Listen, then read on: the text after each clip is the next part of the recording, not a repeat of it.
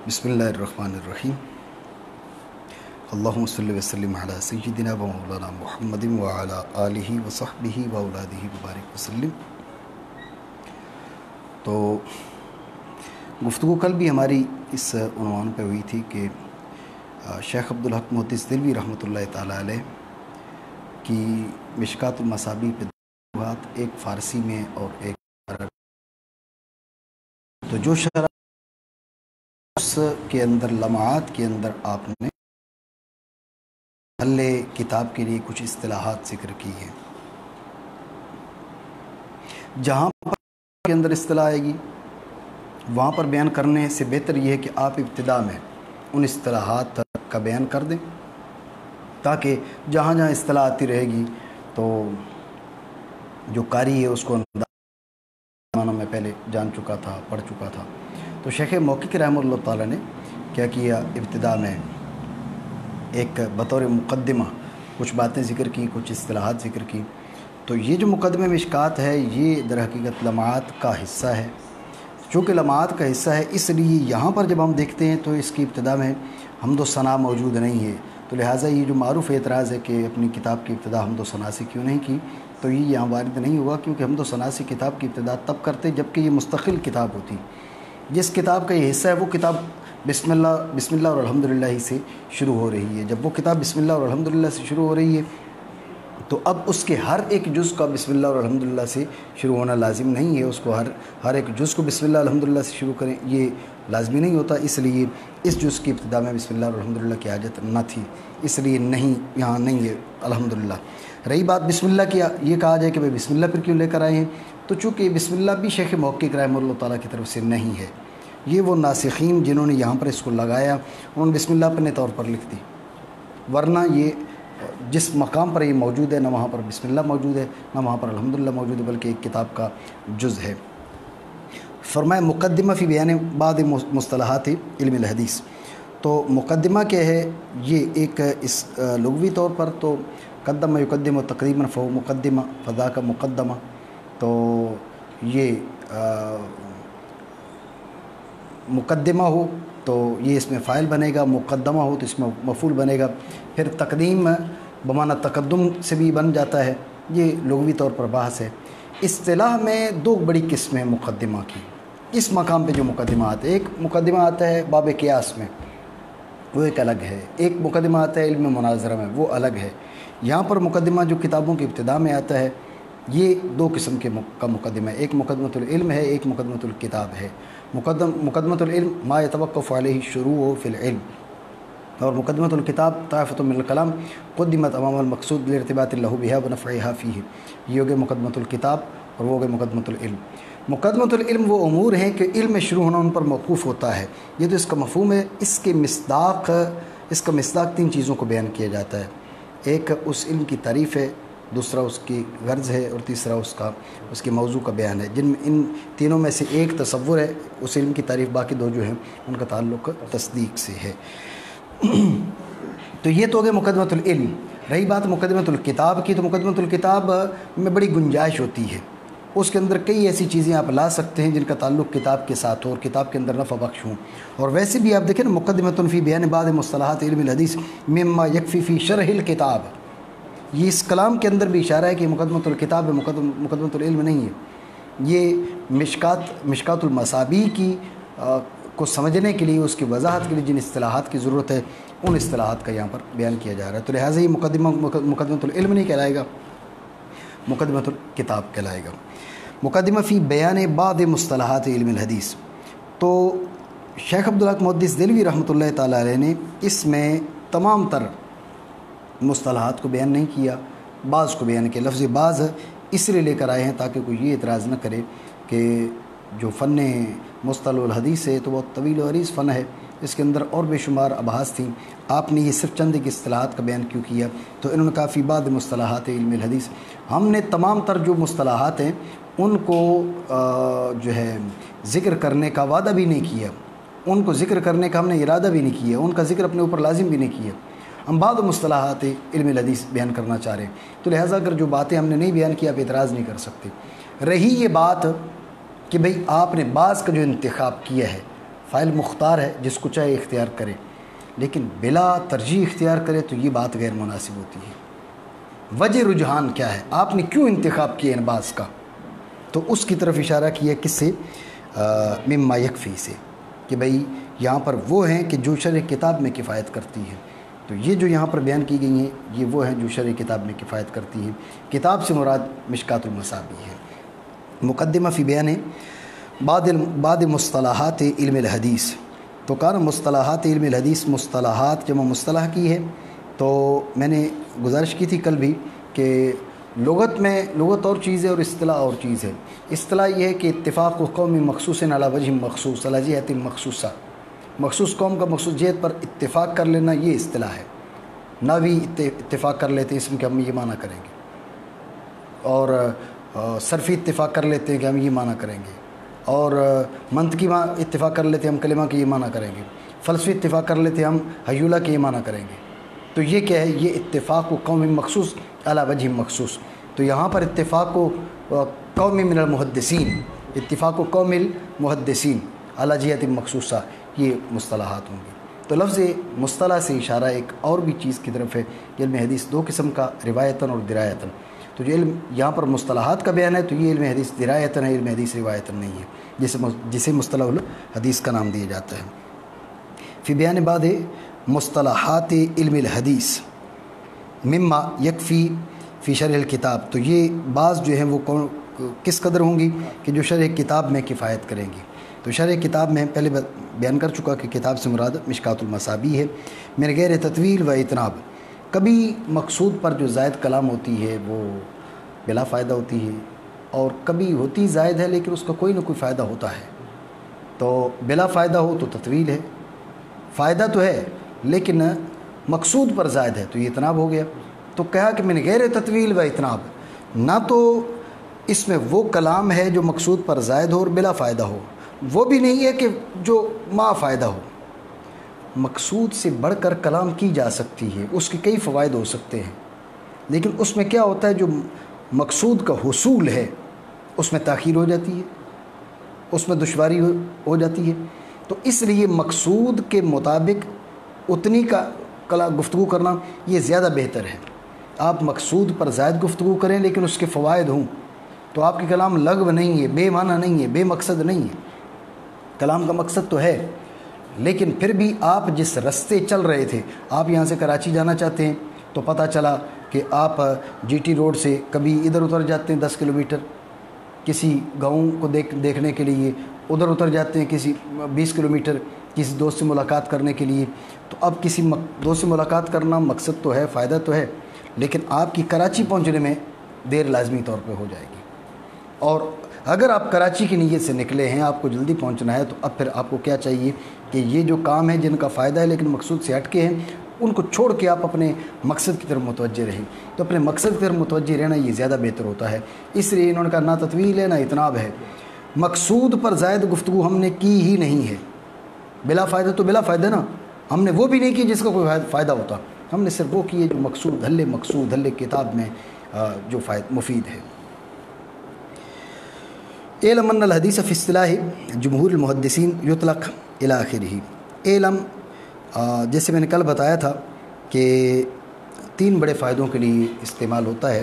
ہمارے استاد صاحب رحمہ اللہ تعالیٰ ذکر فرمایا کرتے تھے، میں نے کسی جو ہے وہ کتاب میں حاشیے میں یہ والی گفتگو نہیں پڑھی، اسی لیے کل بھی استاد صاحب علیہ رحمہ کا حوالہ دیا تھا۔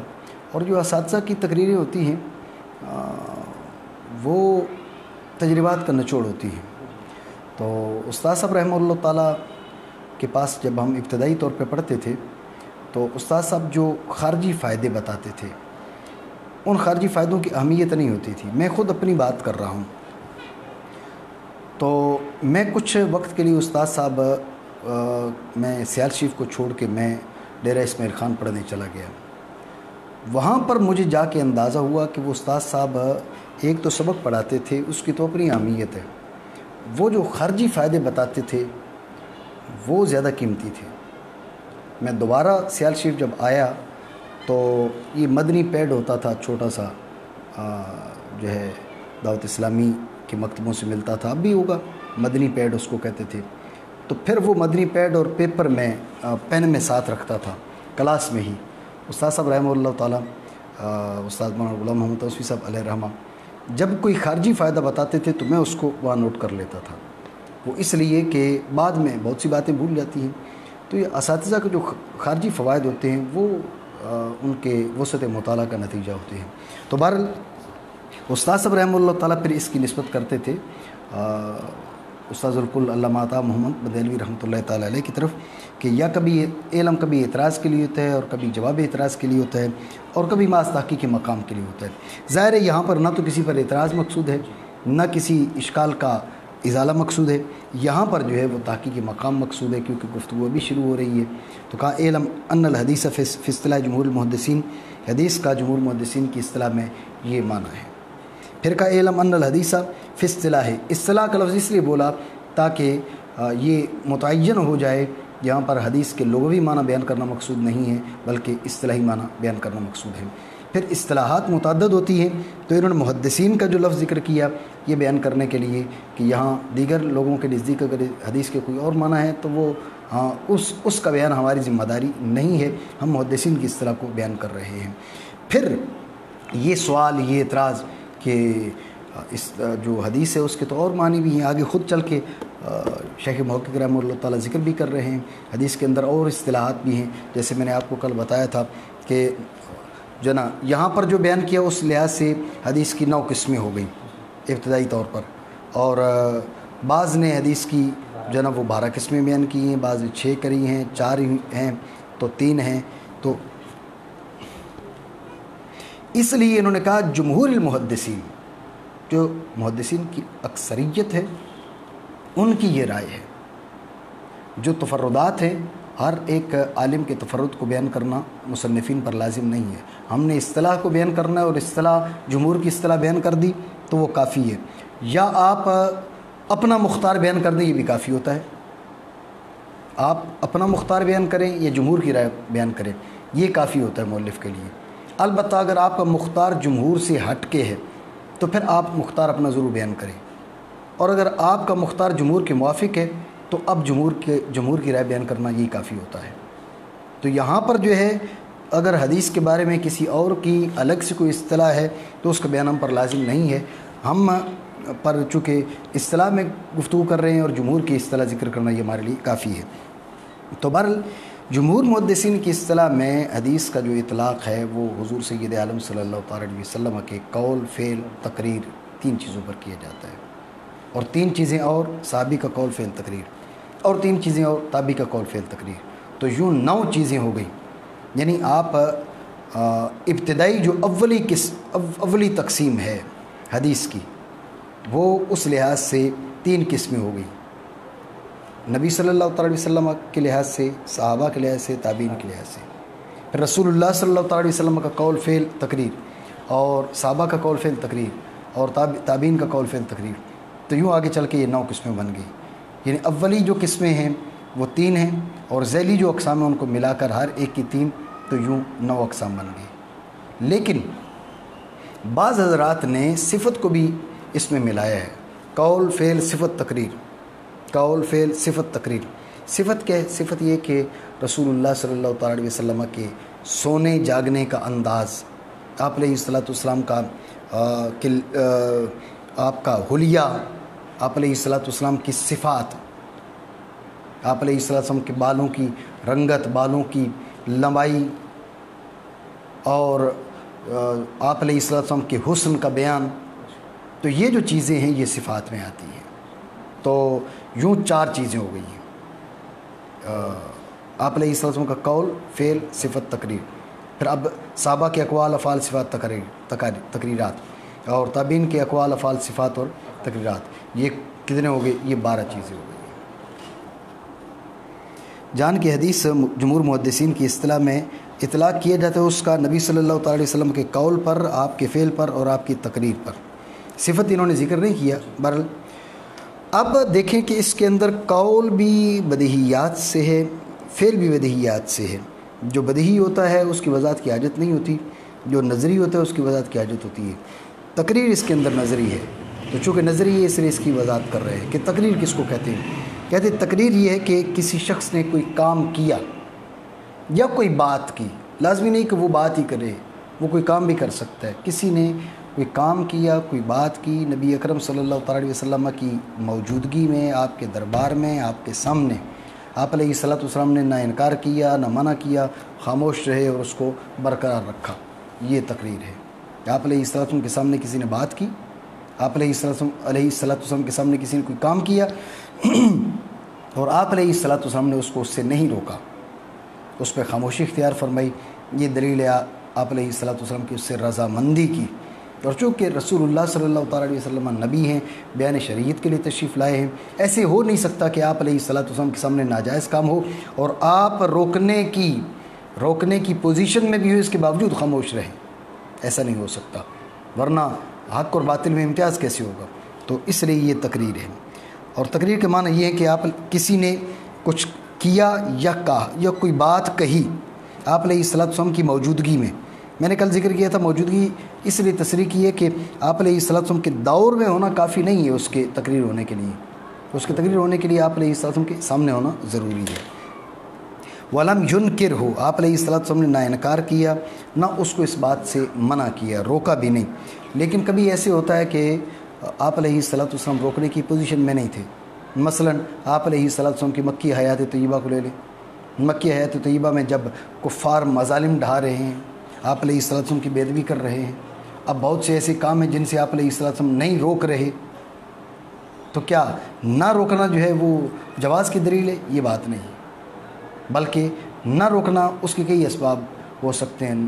آپ علیہ الصلوۃ والسلام روکنے کی پوزیشن میں نہیں تھے، پوزیشن میں نہ ہونے کے لیے لازمی نہیں ہے کہ معاذ اللہ ہم یہ کہیں کہ آپ علیہ الصلوۃ والسلام انتہائی کمزور تھے، معاذ اللہ یہ بات نہیں ہے، مطلب یہ کہ رب کی جانب سے اجازت نہیں تھی، ورنہ اللہ رب العالمین نے بھیجا ملک الجبال کو، جا کے آپ حضور علیہ الصلوۃ والسلام سے گزارش کرو، آپ چاہیں تو ان دونوں پہاڑوں کو ملا دیتے، طائف والے جو ظلم کر رہے ہیں ان کو ان کے کیے کا انجام ادھر ہی دنیا میں ہی مل جائے گا۔ تو اس لیے جو پوزیشن میں نہیں تھے آپ علیہ الصلوۃ والسلام، مطلب رب کی جانب سے اجازت نہیں تھی، یا آپ علیہ الصلوۃ والسلام صبر کا مظاہرہ فرما رہے تھے، اور آپ رحیم بالمؤمنین ہیں، رحمت للعالمین ہیں، اس وجہ سے رب کی جانب سے بھی جب فرشتہ بھیجا جاتا ہے تو جب بھی آپ علیہ الصلوۃ والسلام کیا چاہتے ہیں آپ فرماتے ہیں ان کو معلوم نہیں ہے، اور دعا کرتے ہیں اللہ کریم ان کو ہدایت عطا فرما۔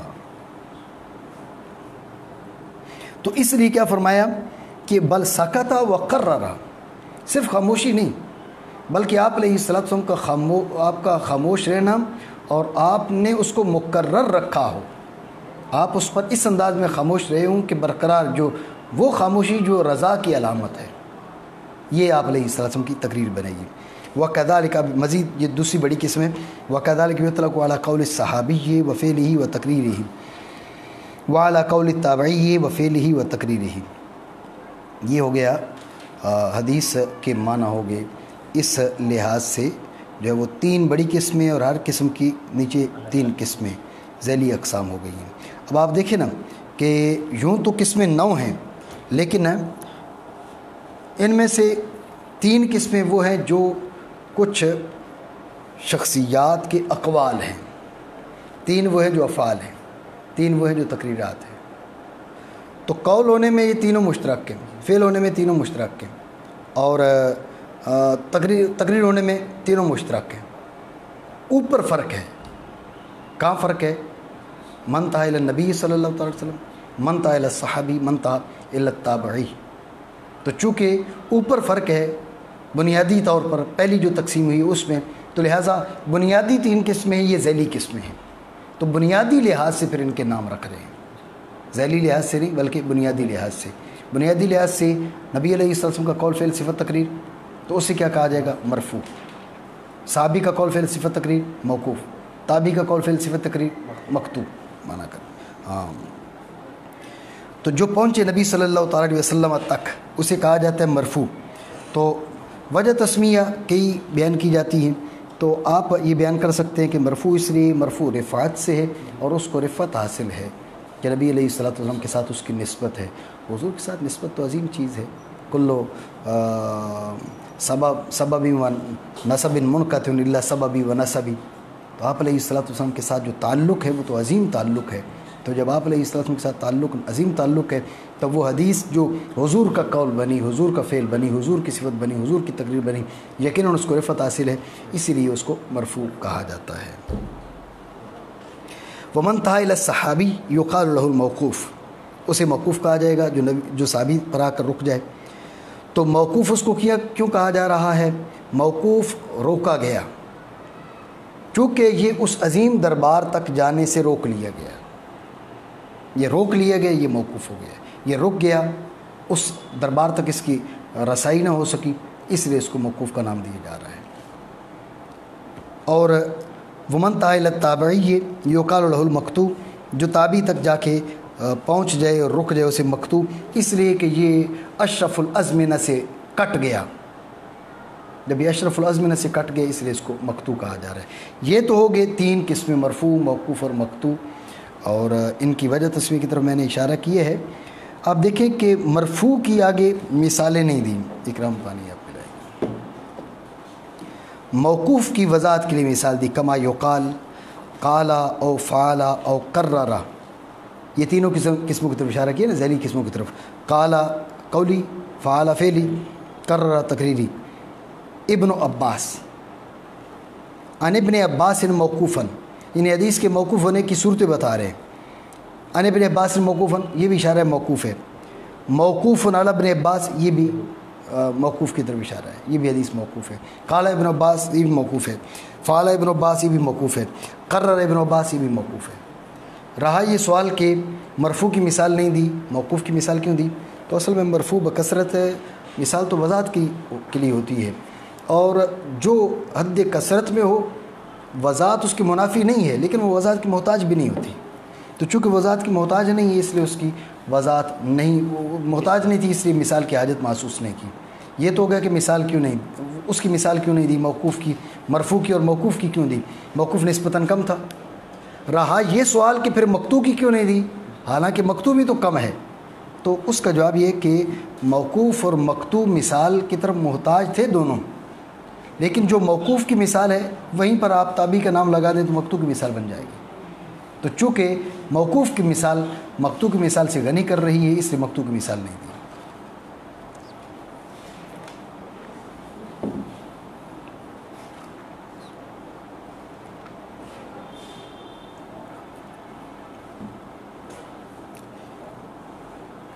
ومن تہا الی التابعی یقال له المقطوع، جو تابعی تک جا کے پہنچ جائے اسے مقطوع کہا جاتا ہے.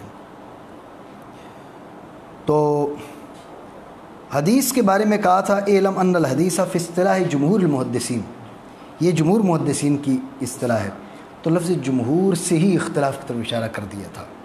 تو اختلاف میں نے پہلے بتایا کئی وجہ پر ہے، ان میں سے ایک اختلاف یہ ہے کہ حدیث کا جو اطلاق ہے وہ مرفوع اور موقوف پر ہوگا، مقطوع پر حدیث کا اطلاق نہیں ہوگا. پھر مقطوع کو کیا کہیں گے؟ کہا اس کو اثر کہیں گے. مقطوع کا نام کیا رکھا جائے گا؟ اثر کا. یہاں پر حدیث کے بارے میں دوسری اصطلاح وہ بھی بیان ہو گئی ہے، اور ایک اور اصطلاح جو اثر ہے وہ بھی بیان ہو گئی ہے. حدیث کی 2 اصطلاحوں کا بیان، حدیث میں 2 اصطلاحوں کا بیان، اور ساتھ اثر جو دوسری اصطلاح وہ بھی بیان ہو گئی ہے. یہ ساتھ دیکھیں یہاں پر مقصود تھا تعریف، حدیث کی تعریف مقصود تھی، ضمنی طور پر ساتھ تقسیم بھی ہو گئی ہے. 3 بڑی قسمیں، مرفوع، موقوف، مقطوع، اور ہر ایک کے نیچے 3 ذیلی قسمیں.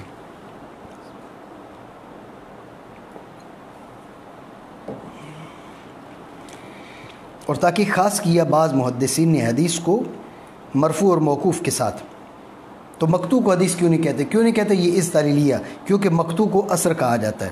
یہ آپ دیکھیں کہ اثر کے حدیث کے دوسرے معنی آگے اور اثر کے معنی بھی آگے، کہ یعنی اثر کیا ہے؟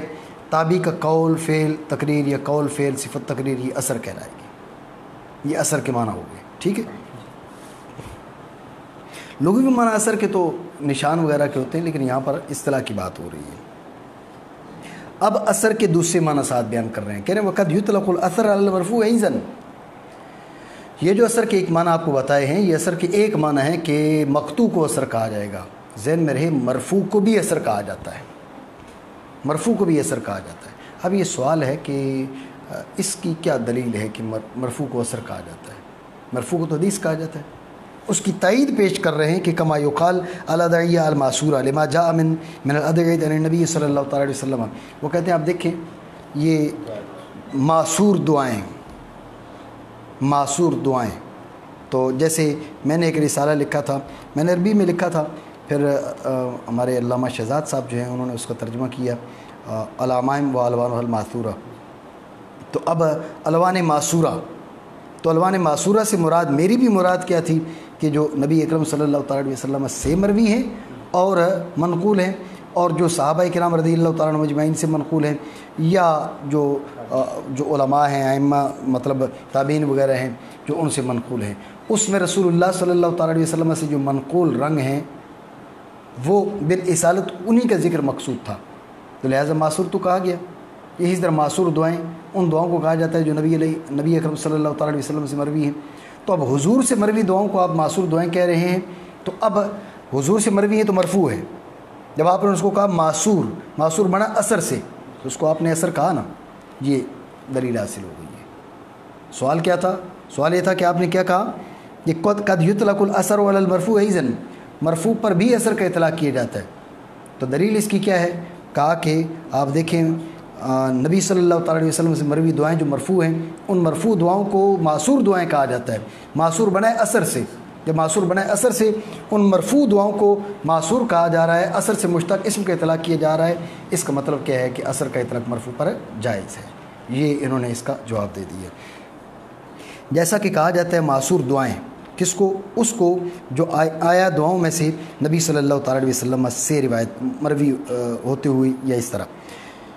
لیکن اس پر آپ سوال کر سکتے ہیں، کل بھی میں نے یہ گفتگو کی تھی کہ بھائی اصطلاح کے اندر اگر مشتق کا اطلاق ہو تو اس سے یہ لازم نہیں آتا کہ مبدأ اشتقاق کا بھی اس پہ اطلاق ہو سکتا ہے۔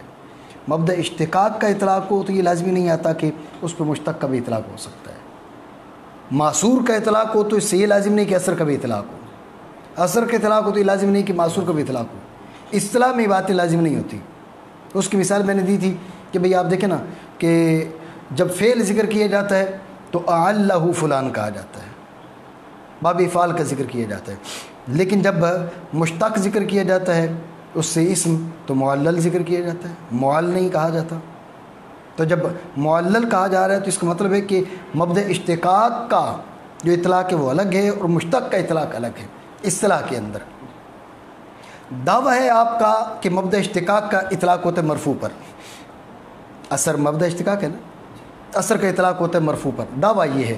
دلیل آپ کی کیا ہے کہ مشتق کا اطلاق ہوتا ہے؟ دعویٰ اور دلیل میں مطابقت نہیں ہے، اسے ہم کہتے ہیں کہ تقریب تام نہیں ہے۔ تو یہ تقریب تام نہیں ہے، دعویٰ اور دلیل میں مطابقت نہیں ہے۔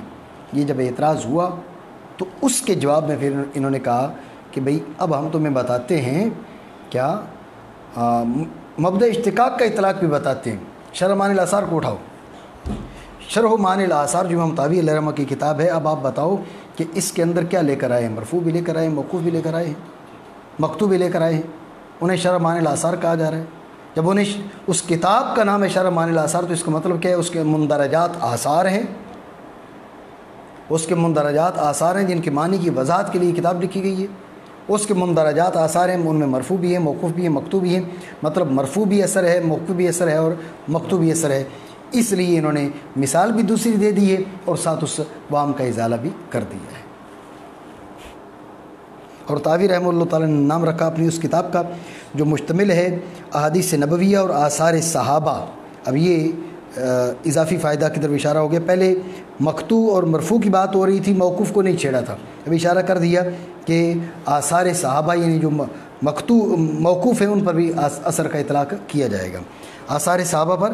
تو نام کیا رکھا؟ ساتھ شرح معانی الاثار کے۔ تو یہاں پر یہ سوال کیا تھا کہ بھئی چونکہ اگر آپ اس میں مرفوعات کی تعداد دیکھیں تو وہ اتنی نہیں ہے جتنی موقوفات وغیرہ کی ہے، تو ہو سکتا ہے امام طحاوی علیہ رحمہ نے جو ہے وہ آثار کہا ہو موقوفات کو یا مقطوعات کو۔ ضمنی طور پر بیچ میں مرفوع بھی آ گئی تو ضمنی چیزوں کے نام تو نہیں رکھے جاتے۔ اب ناف جس کو کہا جاتا ہے اور اس میں مخصوص قسم کے مسائل سے بات کی جاتی ہے، ضمنی طور پر کچھ فائدے آ جاتے ہیں، اور ضمنی فائدوں کے لیے اس کتاب کا نام بدل کے کوئی اور فن نہیں دیا جائے گا، یہ نہیں کہا جائے گا النحو ومثلہ،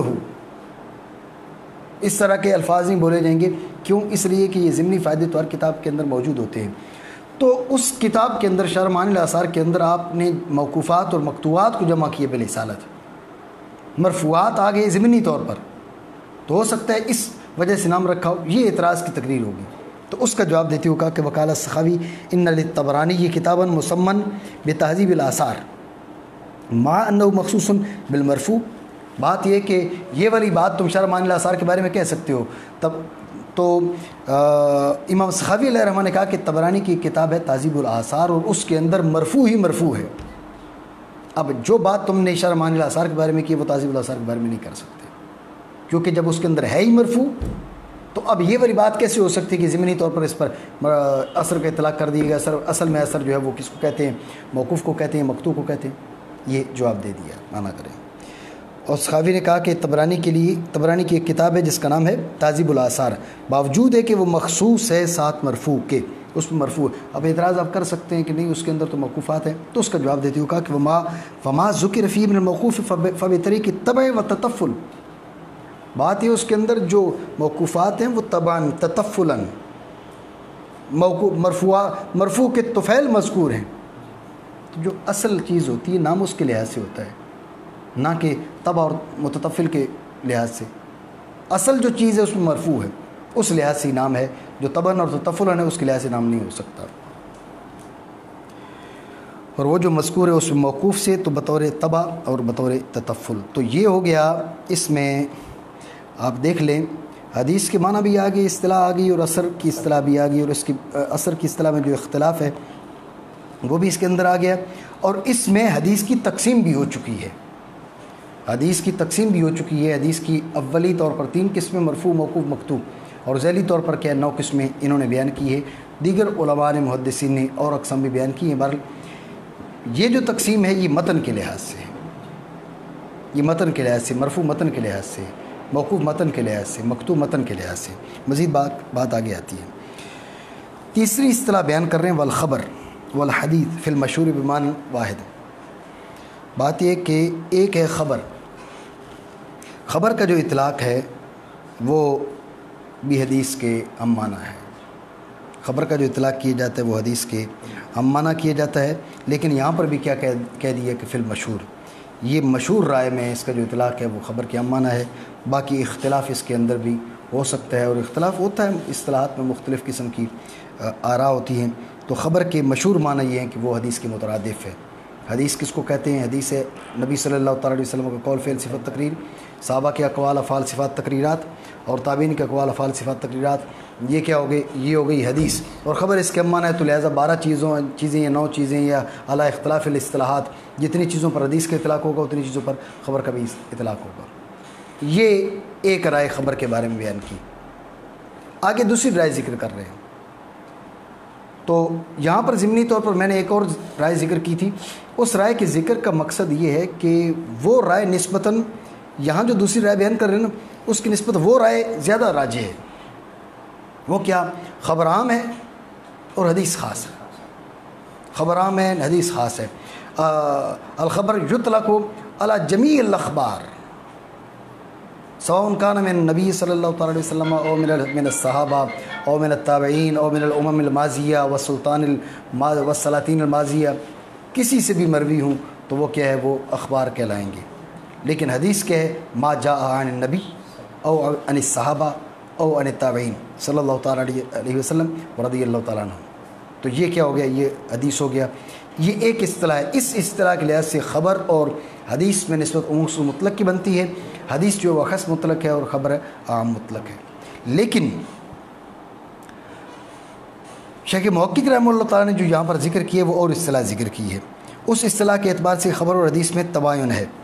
حدیث کے ما جاء عن النبی صلی اللہ تعالیٰ علیہ وسلم والصحابہ والتابعین، اور خبر کے ما جاء عن السلاطین والامم الماضیہ عن اخبار الملوک والسلاطین، یہ کیا ہو گیا؟ یہ خبر ہو گیا، یعنی تاریخی گفتگو یہ خبر ہے، تاریخ پر اشتمال، تاریخی باتیں یہ خبر ہے۔ اور وہ باتیں جو نبی صلی اللہ تعالیٰ علیہ وسلم کی، صحابہ کی، تابعین کی تاریخ نہیں ہے، یہ حدیث ہے۔ اس لحاظ سے حدیث میں اور خبر میں کیا آپس میں تباین ہوا۔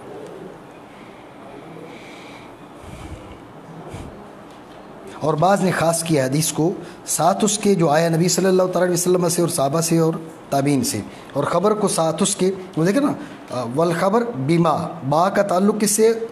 خصوص کے ساتھ ہے، خصو کے ساتھ ہے۔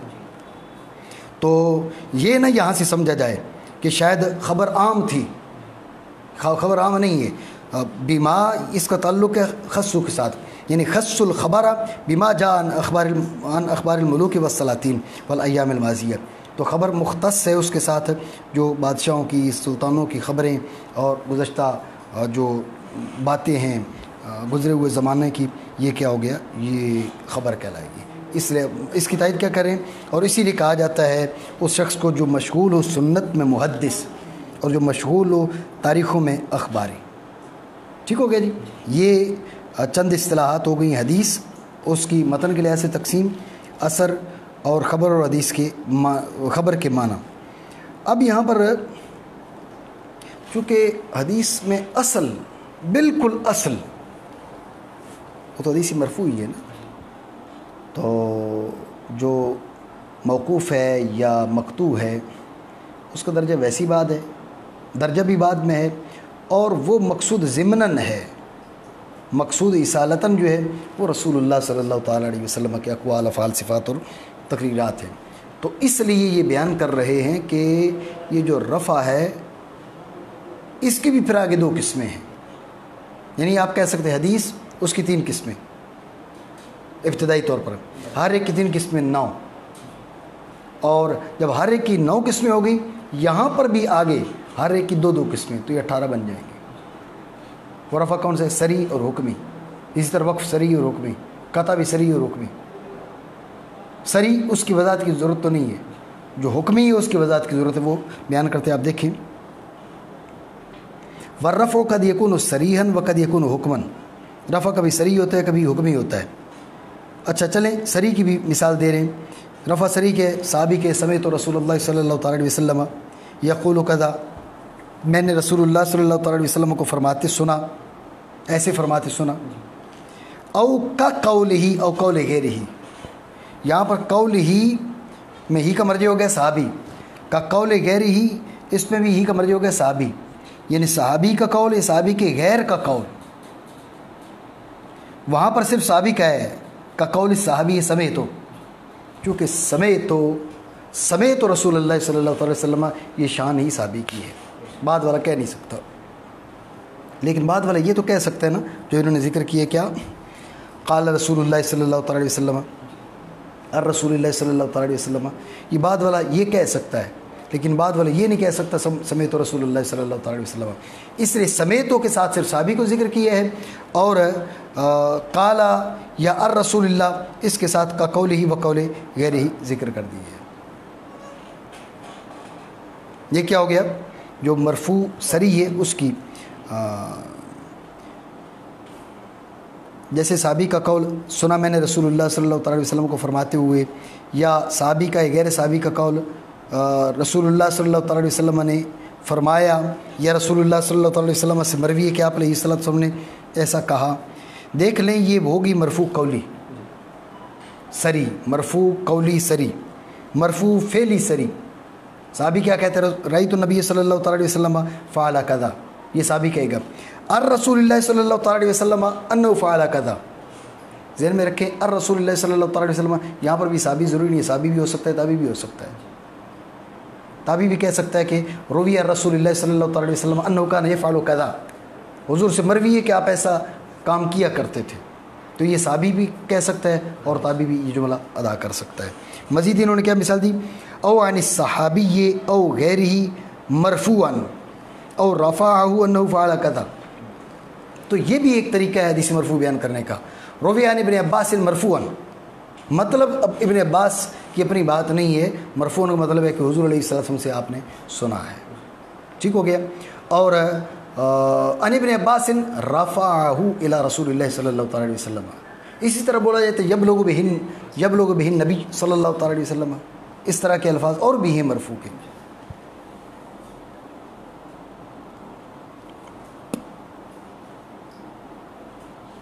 جیسے صحابی کا قول دیکھا میں نے رسول اللہ صلی اللہ تعالیٰ علیہ وسلم کو ایسے آپ نے کیا، یا مروی ہے رسول اللہ صلی اللہ تعالیٰ علیہ وسلم سے کہ آپ نے ایسا کیا، یا صحابی سے یا غیر صحابی سے مرفوعاً روایت ہے، یا اس نے مرفوعاً یہ کہا کہ آپ علیہ السلام نے ایسا کیا.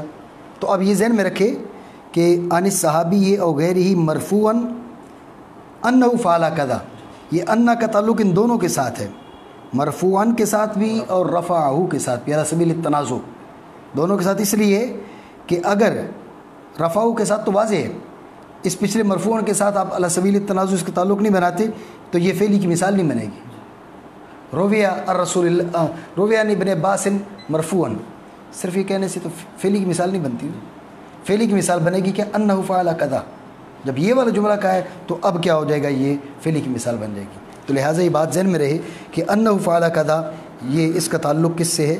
اس کا تعلق مرفوعاً کے ساتھ بھی ہے، رفعہ کے ساتھ بھی ہے، علی سبیل التنازع، جیسے نحو کی کتب میں تنازع کا بیان ہوتا ہے. ٹھیک ہو گیا جی. یہ ہو گیا کیا؟ یہ ہو گیا فعلی. تقریری سری، تقریری سری جیسے صحابی کہتا ہے، غیر صحابی کہتا ہے فعل فلان او احد بحضرت النبی صلی اللہ تعالیٰ علیہ وسلم کذا ولا یذکر انکار. صحابی کہتے ہیں، غیر صحابی کہتے ہیں فلاں بندے نے اٹھ کے حضور علیہ السلام کے دربار میں یہ کام کیا اور آپ علیہ السلام نے نہیں روکا، آپ نے نہیں روکا. تو اب جب یہ کہہ رہا ہے کہ فعل فلان فی حضرت النبی صلی اللہ تعالیٰ علیہ وسلم، فلاں نے حضور علیہ السلام کے دربار میں یہ کام کیا اور حضور علیہ السلام کے انکار کا ذکر نہیں کرتا، مطلب اس کا کیا ہے؟ مطلب اس کا یہ کہ یہ تقریر سری ہے، بات سری کی ہو رہی ہے، مرفوع سری اور تقریری. تو صراحتاً اس نے بیان کیا کہ حضور کے دربار میں ہوا اور آپ علیہ السلام نے انکار نہیں کیا، یہ کیا ہے؟ مرفوع تقریری سری ہے.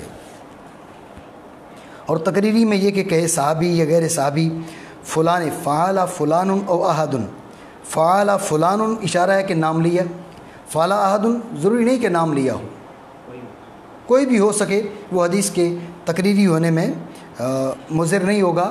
بلکہ دیکھیں نا، جو حضور کے سامنے عمل کرے گا وہ تو صحابی ہوگا نا، جو حضور کے سامنے عمل کرے گا وہ تو صحابی ہوگا. تو لہٰذا یہ فلاں کیا ہے؟ یہ فلاں بھی صحابی ہے اور احد بھی صحابی ہے. یہ فلاں اور احد دونوں لا کر اس بات کی طرف اشارہ کیا ہے کہ صحابی کا نام مذکور ہونا یا صحابی کا نام غیر مذکور ہونا اس سے حدیث کی صحت پر اثر نہیں پڑتا.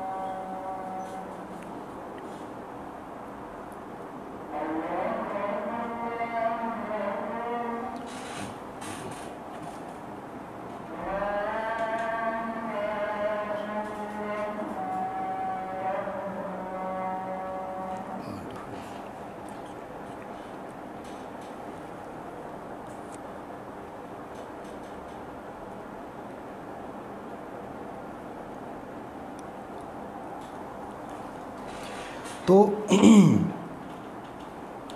ان یقول الصحابی او غیرہ فعل فلان او احد، فعل فلان میں نام ہے، فعل احد میں نام نہیں ہے، تو یہ جو فلان او احد یہ او تنویع کے لیے ہے، بھئی یہ لفظ بھی ہو سکتا ہے، یہ بھی ہو سکتا ہے۔ یہ تنویع سے اشارہ کیے شیخ محقق رحمہ اللہ تعالیٰ نے اس بات کی طرف کہ اگر صحابی کا نام اس میں ابہام آ جاتا ہے تو اس سے حدیث کی صحت اثر انداز نہیں ہوتی، اس لیے انہوں نے فلان او احد کہا۔ یہ حضرت نبی صلی اللہ تعالیٰ علیہ وسلم کہا فلاں نے ایسا کیا۔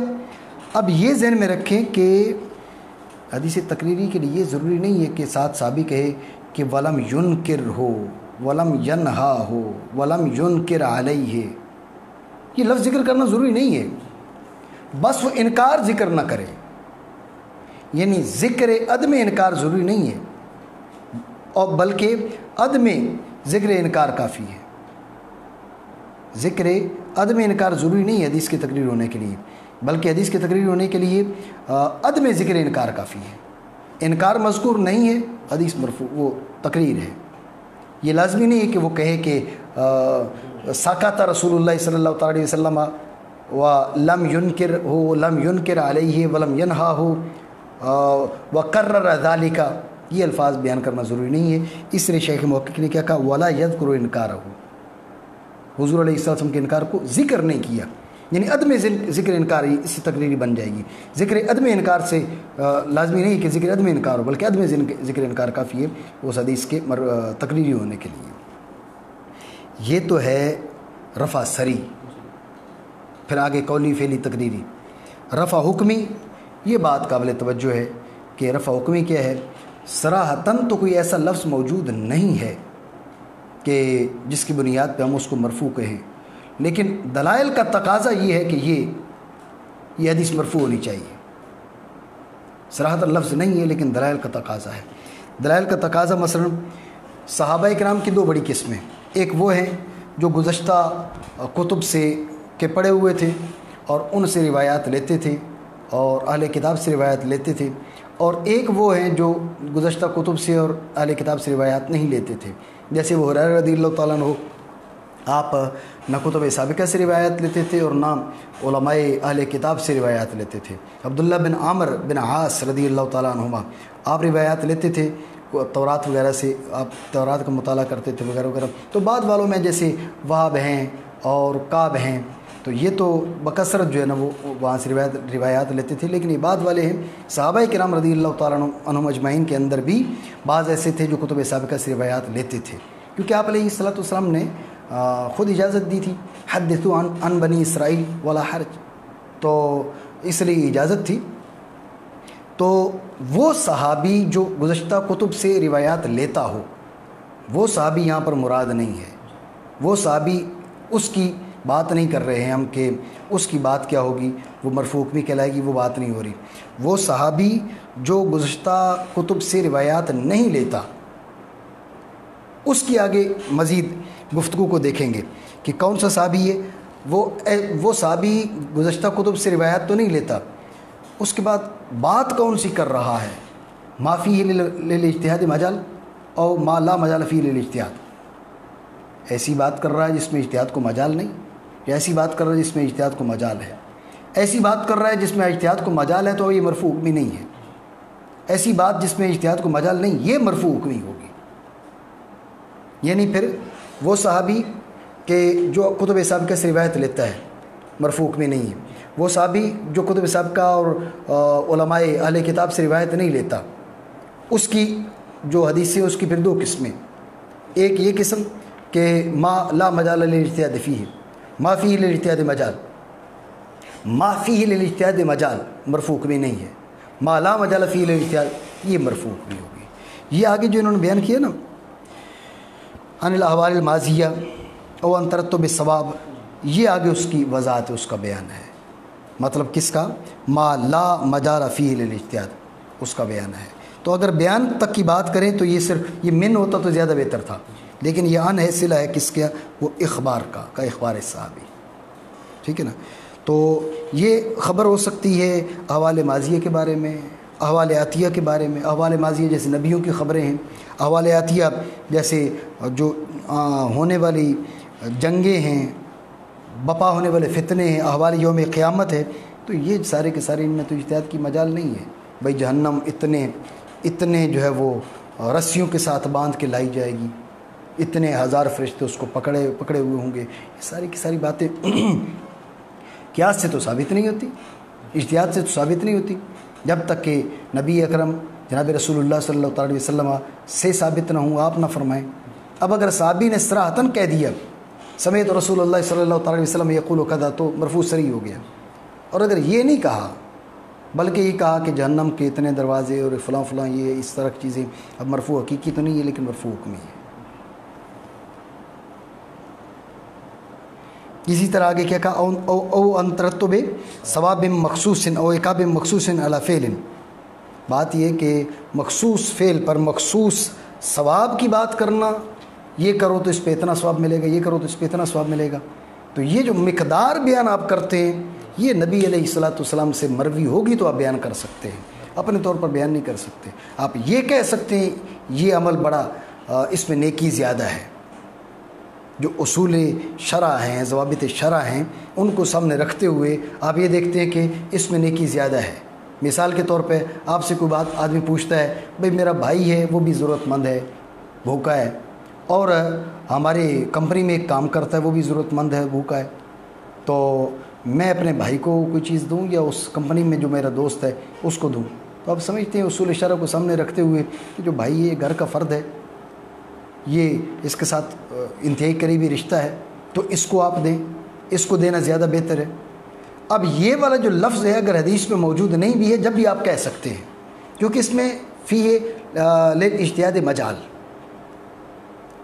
تو لیکن آپ یہ کہیں کہ بھائی کو دو گے تو 125 نیکیاں ملیں گی اور اس کو دو گے تو 120 نیکیاں ملیں گی، اس کے لیے آپ کے پاس رسول اللہ صلی اللہ علیہ وسلم سے حدیث موجود ہونا ضروری ہے. تو جب کوئی صحابی یہ بات کرتا ہے کہ اس پہ اتنا ثواب ملے گا، اس پہ اتنا ثواب ملے گا، لا مجال الاجتہاد فی ہے، اس میں اجتہاد کو مجال نہیں ہے، لہٰذا لازمی طور پر اس نے نبی صلی اللہ علیہ وسلم ہی سے سنا ہوگا، تو لہٰذا مرفوع حکمی بنے گا. یہ کہہ رہے ہیں نا فَإِنَّهُ لَا سَبِيلَ إِلَيْهِ إِلَّا السَّمَاعُ عَنِ النَّبِيِّ صلی اللہ علیہ وسلم. کیونکہ جب آپ دیکھیں لم يخبر عن الكتب المتقدمہ، وہ کتب متقدمہ سے خبر بھی نہیں دیتا، ولا مجال فیہ الاجتہاد، اجتہاد کو مجال بھی نہیں ہے، پھر بھی کوئی بات کر رہا ہے. جب پھر بھی کوئی بات کر رہا ہے تو اس کا مطلب کیا نکلا؟ اس کا مطلب یہ نکلا کہ حضور علیہ الصلوۃ والسلام سے اس نے سنا تھا، ابھی وہ بیان نہیں کیا اس نے کسی بھی وجہ سے. اور یفعل الصحابی ما لا مجال الاجتہاد فیہ، یہ تو تھا قول، ایسا کہے یا ایسا کرے، ایسا کام کر رہا ہے صحابی کہ جس میں اجتہاد کو مجال نہیں ہے. تو اب صحابی کا ایسا کام کر رہا ہے جس میں اجتہاد کو مجال نہیں ہے. اب صحابہ کرام کے جو افعال ہیں وہ تو صحت پر محمول ہیں. صحابہ کرام کیا وہ عدول، وہ سارے کے سارے عادل ہیں. جب سارے کے سارے صحابہ عادل ہیں، وہ جو کام کر رہے ہیں اس کو ہم غلطی پر معمول نہیں کر سکتے، ہم اس کو گناہ پر معمول نہیں کر سکتے، ہم اس کو معصیت پر معمول نہیں کر سکتے. ہم یہی کہیں گے کہ اس نے رسول اللہ صلی اللہ علیہ وسلم کو کرتے دیکھا ہوگا یا حضور کو سنا ہوگا، تو اس لیے یہ بھی مرفوع حکمی بن جائے گا. لیکن کون سا فعل جس میں اجتہاد کو مجال نہ ہو، وہ فعل جس میں اجتہاد کو مجال ہو وہ مرفوع حکمی نہیں بنے گا. اس میں صراحتاً یہ کہہ دے صحابی رأیت النبی صلی اللہ علیہ وسلم یفعل کذا فلذا افعل کذا، تو اب کہ اگر وہ صراحتاً کہہ دے تو پھر تو ٹھیک ہے، ابھی مرفوع حقیقی بن گیا. اب جناب عبداللہ بن عمر رضی اللہ تعالیٰ عنہما مکہ اور مدینہ شریف کے بیچ جگہ ہے، وہاں پر ایک جگہ پر اترتے ہیں، وہاں پر قضاء حاجت کرتے ہیں، ایک جگہ پر اونٹنی کو چکر لگواتے ہیں. تو ابھی بات تو غیر معقول سی تھی، یہاں پر کیوں چکر لگوا رہے ہیں؟ آپ سے پوچھا کہ آپ ایسا کیوں کر رہے ہیں؟ آپ نے کہا رأیت النبی صلی اللہ علیہ وسلم یفعل کذا، حضور نے ایسا کیا تو ہمیں کیا چاہیے؟ ہمیں یہی چاہیے، حضور علیہ الصلوۃ والسلام نے ایسا کیا تو ہم بھی ایسا کریں گے. تو اب تو صراحتاً کہہ دیے نا، لہٰذا یہ مرفوع صریح ہو گئی. تو لیکن اگر صراحتاً آپ نہ بیان کرتے تو یہ تو غیر معقول بات ہے، وہاں اٹھنے کے چکر کیوں لگوا رہے ہیں؟ چلیں جہاں پر آپ اترے قضاء حاجت کی تو وہاں تو ضرورت ہوگی، وہاں تو اجتہاد کو مجال ہے. یہ اونٹنی کو وہاں پر ادھر ادھر کیوں چکر لگا رہے ہیں؟ لا مجال الاجتہاد فیہ، لہٰذا اگر آپ بیان نہ بھی کرتے، جب بھی عبداللہ بن عمر کا یہ عمل کیا ہوتا، یہ مرفوع بھی بنتا، لیکن آپ نے بیان کر دیا کہ میں نے نبی صلی اللہ تعالیٰ علیہ وسلم کو ایسا کرتے دیکھا۔ اور یخبر الصحابی بانہم کانوا یفعلون کذا فی زمان نبی صلی اللہ تعالیٰ علیہ وسلم، حضور کے دور میں ہم ایسے کیا کرتے تھے، یوں کہا، یہ نہیں کہا کہ حضور نے ہمیں کرتے دیکھا، یہ کہا پھر تو صریح ہو گئی نا، یہ صریح ہو گئی۔ یہ نہیں کہا کہ حضور علیہ السلام نے ہمیں دیکھا، حضور علیہ السلام کی اطلاع میں تھا، یہ جملے نہیں کہے۔ کننا نفعل کذا فی زمن نبی صلی اللہ تعالیٰ علیہ وسلم فی عہد نبی صلی اللہ تعالیٰ علیہ وسلم کننا نازل والقرآن ینزل۔ تو اب یہ نہیں کہا کہ اخبرنا بہ نبی صلی اللہ تعالیٰ علیہ وسلم، ہم نے حضور کو بتایا، فلم ینکر ولم ینہا، حضور نے انکار نہیں کیا اور حضور نے منع نہیں فرمایا، یہ الفاظ نہیں، یہ الفاظ ہوتے یہ صریح بن جاتی، لیکن یہ الفاظ نہیں، اس لیے یہ حکم ہی ہے۔ تو اس کو مرفوع کا درجہ کیوں دیا جا رہا ہے؟ کہا کہ لأن الظاہر اطلاعہ صلی اللہ تعالیٰ علیہ وسلم علی ذالک و نزول الوحی بہ۔ بات یہ کہ صحابہ کرام کی اتنی بڑی تعداد ایک کام کرتے ہوں اور وہ آپ علیہ السلام کی اطلاع میں نہ ہو۔ اب دیکھیں نا، صحابی کوئی کام کرتا ہے، ایک صحابی مسند احمد بن حنبل میں حاضر ہوئے، یا رسول اللہ میں نے آج رات اپنے گھر میں ایک کام کیا ہے۔ کیا کام کیے؟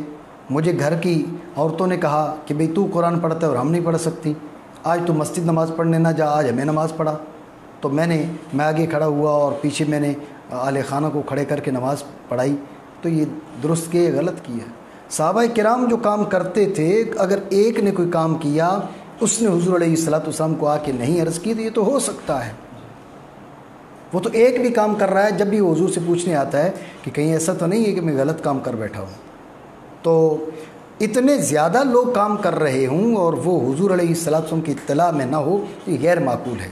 لیکن چونکہ صراحت نہیں ہے کہ حضور نے ہمیں دیکھا یا ہم نے حضور کو بتایا، اس لیے مرفوع صریح نہیں کہیں گے، مرفوع حکم اس کو ضرور کہیں گے، کیونکہ ظاہر یہ کہ حضور کی اطلاع میں بھی تھی اور حضور علیہ السلام پر اس سے متعلق وحی بھی نازل ہوئی تھی۔ یا صحابہ کیا کہیں، من السنت کذا، یہ بھی مرفوع حکمی ہے۔ تو مرفوع حکمی کیوں ہے؟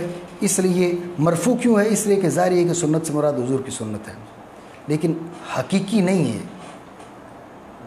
حکمی ہے۔ حقیقی کیوں نہیں ہے؟ اس لیے کہ صحابہ کرام کے افعال کو بھی سنت کہہ دیا جاتا تھا، بالخصوص خلفائے راشدین کے افعال کو بھی سنت کہہ دیا جاتا تھا۔ جب ان کے افعال کو بھی سنت کہہ دیا جاتا تھا، اس احتمال کی بنیاد پر اس کو مرفوع حقیقی نہیں کہا جا رہا۔ اسی وجہ سے بعض حضرات نے کہا کہ میں نے سنت قضا کے کہیں تو یہ نہیں بنے گی، مرفوع بنے گی نہیں۔ بعض نے یہ بھی کہا یہ مرفوع نہیں بنے گی، کیونکہ میں نے سننا، وہ سنت صحابہ ہو سکتی ہے، سنت خلفاء ہو سکتی ہے۔ لیکن جمہور نے کہا نہیں، اگر وہ حضور علیہ السلام کا فعل بن سکتا ہو، جیسے کل میں نے آپ کو بتایا کہ اب حضرت عبداللہ بن عمر رضی اللہ تعالیٰ عنہما کا یہ کہنا کہ حضور علیہ السلام کی قبر انور پر حاضری کے لیے مسنون طریقہ یہ ہے کہ ان تأتی قبر النبی صلی اللہ تعالیٰ علیہ وسلم وتستقبل القبر وتستدبر القبلة ثم تقول السلام علیکہ ایھا النبی ورحمۃ اللہ وبرکاتہ۔ یہ جو ہے یہ سنت طریقہ ہے۔ ظاہر ہے یہاں سنت سے مراد حضور کی سنت تو نہیں ہو سکتی، تو اس لیے وہ سنت جو حضور کی بن سکتی ہو، وہ سنت جو حضور کی سنت بن سکتی ہو، تو لہٰذا وہ مرفوع حکمی ہی کہلائے گی۔ حضور کی سنت نہ بن سکتی ہو تو اب وہ یقیناً سنت صحابہ، سنت خلفاء ہے۔ اگرچہ احتمال ہے، لیکن بات یہ ہے کہ ہم اس کو مرفوع حقیقی نہیں کہہ رہے۔ یا کہیں صحابہ من السنت قضا، کیونکہ ظاہر یہ کہ سنت رسول اللہ صلی اللہ تعالیٰ علیہ وسلم کی سنت ہے، تو اب چونکہ یہ احتمال ہے کہ یہ سنت صحابہ ہو، اسے کیا کہا؟ بعض نے کہا کہ احتمال ہے کہ سنت صحابہ ہو، سنت خلفائے راشدین ہو، کیونکہ سنت کو اس پر بھی اطلاق کیا جاتا ہے۔ تو بہرحال اس میں جو ہے نا وہ ہماری گفتگو پھر سے ہم نے مکمل کر لی۔ تو اکرام اس کو نہیں کرنا، احتیاط کرنا، ٹھیک ہے نا؟ ابھی